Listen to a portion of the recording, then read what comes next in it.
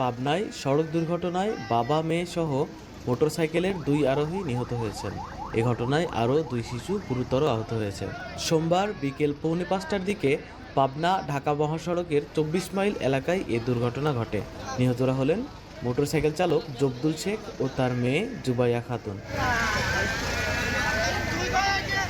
Madpur highway থানার officer in charge Mostafizar Rahman জানান, পাবনা থেকে কাশীনাথপুরগামী পাট বোঝাই একটি ট্রাক একই দিকে আসা মোটরসাইকেলকে সজোরে পেছন থেকে ধাক্কা দেয়। এ সময় মোটরসাইকেলটি ট্রাকের চাকার নিচে চাপা পড়ে বাবা ও মেয়ে ঘটনাস্থলে প্রাণ হারান। মোটরসাইকেলে থাকা জব্দুলের ছেলে মমিন শেখ ও ভাতিজা সিয়াম শেখ গুরুতর আহত হয়। তাদেরকে দ্রুত পাবনা সদর হাসপাতালে ভর্তি করা হয়েছে।